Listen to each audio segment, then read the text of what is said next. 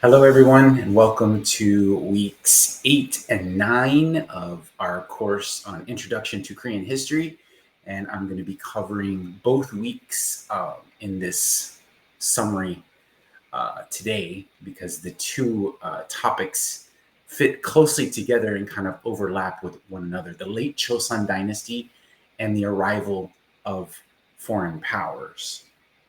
Well, in 1958, a Nigerian author, Chinua Achebe, wrote a very famous novel called Things Fall Apart. You may have read it related to some other coursework.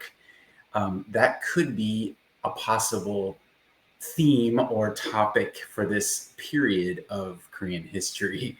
Things, unfortunately, begin to fall apart for Korea during this period. All of this period of Korean history, we have to remember, takes place against the uh, heyday of imperial colonization around the world. So think about what's going on right now in Latin America, what's going on in Africa, in the Middle East, and virtually the entire globe as the great powers like England, France, Germany, Italy, and then the United States increasingly, and Japan finally get into this game of colonization and taking over different parts of the world. Unfortunately, the Korean strategy for survival, which was initially quite effective, was separation from the world. And this period is what gets Korea its fame as the Hermit Kingdom. Surviving the Imjin Wars and the Manchu invasions that we talked about previously, somehow the Joseon dynasty did not fall apart at that period, unlike the changes in leadership that took place in China and in Japan. Korea's dynasty remained intact, but it did not remain unchanged. The strategy that was adopted almost subconsciously by the Joseon dynasty during this late period was insulation from the rest of the world. They had limited trade with Japan, surprisingly, after the Imjin Wars, but I think Japan trade had always been necessary for Korea's prosperity. And so they maintained limited trade with Japan. They also closed the border at the Yalu River. There was actually a wall that was constructed to protect Chosun dynasty Korea from the possible, we could say, barbarians of the other countries in China and the other tribal groups on their northern and western borders. And so their border was effectively closed at the Yalu River. They had official relationships with the now called the Manchus, had become the Qing or Qing dynasty in China. They maintained official relationships and periodic trade and emissary relationships. But officially, Korea became a closed country, which for a period of over 100 years, almost 200 years, protected Korea from outside colonization and some of the horrible effects that China experienced. For example, the Opium Wars did not touch Korea at all. And so this was a two-edged sword. The insulation of Korea, maybe they thought they could just wait it out and the world would fall apart on its own. But unfortunately, that was not the case. And so by the end of the late Joseon period, that is when the foreign powers start to come in mass, as we'll see, trying to get into Korea, as you will see from the readings. And so during this period, at times there were power struggles between modernizers, people who were getting access to books translated in Chinese from and translated also into Korean text from what was going on out in the outside world. They were a little bit aware of what was happening in East Asia, but not, unfortunately, enough to begin to strategize on how Korea could adjust to the changing reality. Gradually, during this period, the early part of the late Joseon dynasty, this is when almost subconsciously Korea decides to become somehow the model Confucian society. And unfortunately, that means preference for men over women, and it meant preference for the firstborn child over all the other children. And so, increasingly during this period, the inheritance records have survived. The original inheritance records have survived from this period. And you can just see the gradual changes from multiple sons and daughters originally in the early and middle Joseon dynasty. Sons and even daughters could inherit property, especially if a family had no male heirs. They could pass property to female heirs, but that was no longer the practice by the late Joseon dynasty. And by the middle of the late period, almost exclusively male firstborn children were inheriting all the property, and they were expected to share it among their siblings, which they almost never did.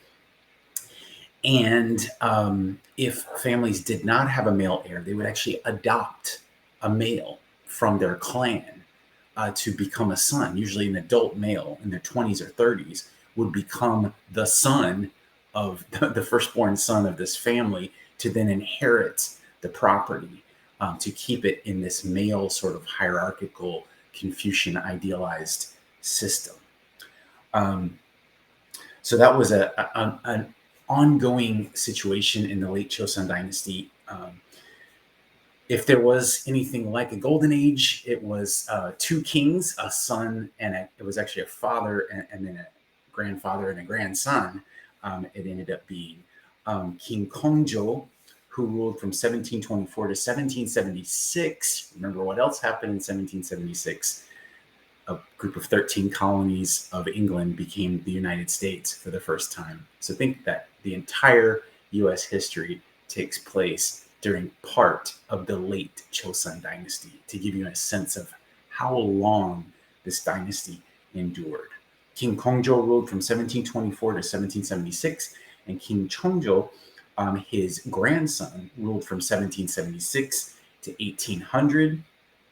The transition of power was peaceful, except unfortunately for the death of Cheongjo's father, who was apparently mentally ill in a violent sense and could not take on rule. Kongjo tried many different ways to pass rule to his son, but every time his son had power, he abused it. And so Kongjo actually killed his son, who was Cheongjo's father, and then had Cheongjo directly step into power as he abdicated. And so that was a golden age. There was a lot of, you could say, intellectual debate that took place during that period.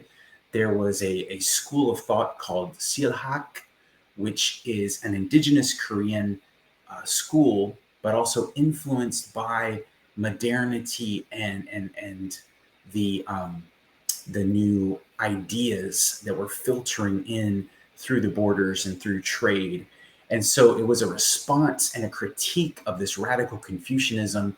Some aspects of Joseon dynasty Korea were impacted by these ideas, especially agriculture, but it was not enough to transform the society into a different model that would help it survive the onslaught of the foreign powers.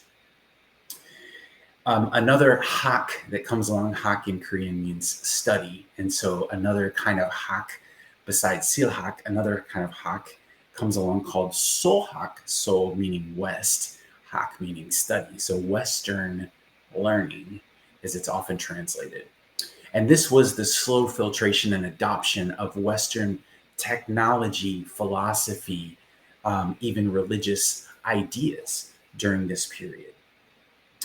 Um, During this period, also, Christianity began to come into Korea in different forms. Remember that during the Imjin Wars, there were actually Jesuit chaplains assigned to the Japanese military, and they were the first Christians to set foot in Korea, unfortunately, with an invading army.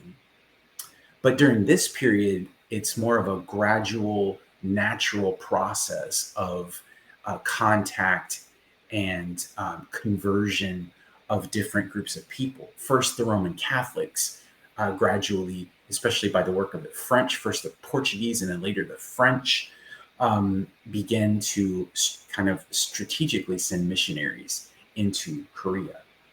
And so that is an ongoing process, and it begins to be seen as a threat to the Joseon dynasty that wants to remain isolated. These converts to Roman Catholicism are considered to be loyal to their colonial overlords.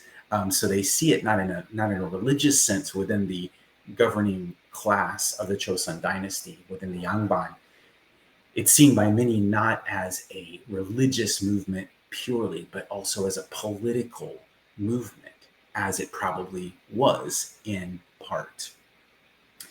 And so there are a number of persecutions that break out against the Roman Catholics. And so Korean Roman Catholics remember this history of persecution that began their church. And it kind of harkens back even to the ideas of the early church, that the martyrs were the seeds of Christianity, that those who died for the faith really caused the faith to flourish. And so in 1801, especially, there was a fierce persecution of Catholics in which more than 300 were imprisoned and or killed during that period. But Christianity, Roman Catholic Christianity, continued and continues even today. And there are amazing, the histories of Korean Catholicism are astounding. The things that they went through during this late Joseon dynasty period, and managed to survive and even somehow thrive without direct support from foreign nations or the Pope or anything like that. In 1864, a very important event took place. King Kojong began to reign as a 12-year-old, but he was, of course, too young to take on the powers of state. And so his biological father, he was an adopted son. The previous king had no male heir. And so Kojong, as the adopted son, his father decided to help him out for about a decade, and basically ran all of Korea himself as Hungson Taewongun, or as he's often just called, the Taewongun, because there were others, but he was the Taewongun, the ruling overseer par excellence of Korean history. He ruled Korea with an iron fist. He doubled down on this isolationism. Now remember, this is 1863 to 1873. So this is a period of intense pressure from foreign governments trying to get into Korea, but they're finding like an iron shield over the country because the Taewongun will not allow anything foreign to come into Korea during that period. He did attempt tax reform, but then unfortunately he decided that a major palace in Seoul needed to be rebuilt, and he was willing to bankrupt Korea to do that. And that is what he did. He basically redirected all of the funds of the entire nation into rebuilding this palace that had been destroyed during the Imjin Wars. And unfortunately, it bankrupted Korea at the worst possible time. During this period, also in 1866, the first direct contact with the United States was unfortunately not very positive. And if you want to read all about that, the article that I provided to you all as a sample is actually about what happened to this ship called the USS, or the SS, not USS, but the SS General Sherman, in which this ship penetrated up the river almost to the outskirts of Pyongyang, and then was later destroyed and all hands killed. Similar fates fell to some Catholic priests who had snuck into Korea. And so at the same time, both the United States and France were looking to try to do some kind of gunboat diplomacy, as had been so effective in Japan, to try to do a form of gunboat diplomacy inside Korea. Their attempts pretty much failed because they would penetrate up the river, up the Han River to Gangwon, where there was this massive fortress. They would have a big battle with the Gangwon fortress. And then they basically say, meh, there's nobody here we can sort of strong arm into doing anything, because the Daewongun was far away and very well protected. There was no way to reach him. So they retreated, and so or left. And so that's what both the United States and France did at different periods during the 1870s. The Japanese, of course, were more faithful in their efforts. And so in 1876, Japan repeated the process, but they did not leave. And they took over Gangwon, and then they began to burn villages systematically and kill off all the soldiers they could find, until finally the Korean government decided to come and negotiate with them. And so at Gangwon, the Japan forced Korea to sign the Gangwon Treaty, what's called the Gangwon Treaty, which was a trade agreement that opened up Korea forcibly to trade. And so that was repeated very soon after by the Americans, the British, and the Germans in 1882. So the Japanese signed in 1876. And then the Americans, British, and Germans in 1882, the Italians in 1884, the French in 1886. So you can just see this massive onslaught of foreign governments and empires trying to get in to get a slice of the action in Korea, which was seen as the last sort of closed country in the world, practically, at that time. There were a variety of uprisings and revolts and rebellions that took place. Japan increasingly tried to manipulate the Korean government from within. They especially hated Queen Min, who was the queen during the late 1800s and became the most powerful queen of Korean history, practically speaking. She basically ran Korean business, and she had her own faction that was loyal to her, that had to, of course, there had to be a dance always between the influence of China, the influence of Japan, and all of these other different national groups, and poor Korea in the middle, trying to figure out a way to modernize, to develop, and to protect its sovereignty at the same time, which was ultimately a doomed attempt. There was simply no possible way for Korea to survive the forces that were coming at it during this period. Queen Min developed friendly relationships with Westerners, especially Americans, because of an experience when there was an attempted assassination attempt in 1884 against Queen Min. One of her relatives was critically wounded, which was considered a mortal wound according to the medicine available in Korea at the time. It just so happened that a missionary doctor from the United States, sent by the Northern Presbyterian mission, named Horace Allen, was on hand, and he rushed in and performed emergency surgery on the spot, basically, on this man, and he miraculously survived. And that changed completely Queen Min's perspective on some of the foreigners and their usefulness. And so she became kind of a patron of the Presbyterian mission in Korea, opened the opportunity for them to create churches and schools and hospitals in Korea.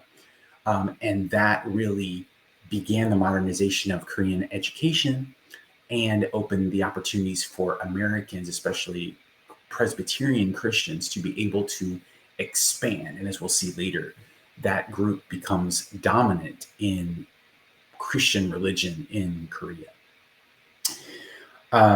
In 1904, something very critical happened. Well, first of all, in 1897, Korea declared itself an empire, but it was kind of too little too late. There was nothing left for them to take over, basically. And so it was an empire in name only from 1897 until the end of the Joseon dynasty in 1910. In 1904, Japan launched a surprise attack on Russia's base Port Arthur in the Liaodong Peninsula, beginning the Russo-Japanese War. This war was resolved in 1905 by the Treaty of Portsmouth. That should sound like an American name because it is, signed in New Hampshire under Theodore Roosevelt, who got a peace prize, a Nobel Prize out of the deal. Worked out really well for him. During that negotiation, however, there was also a secret agreement that was made between the United States and Japan called the Taft-Katsura Accord. And under this agreement, America was more concerned about the Philippines than they were about Korea, unfortunately for Korea. And so they had some closed door secret negotiations, and Japan said, if you don't mess with Korea, we won't mess with the Philippines. America said, done. And so this secret agreement was formed. It wasn't published until many years later. But almost immediately after this, Japan declared the protectorate of Korea in 1905. And so they effectively took control of Korea's foreign policy. Korea was not an independent operator anymore.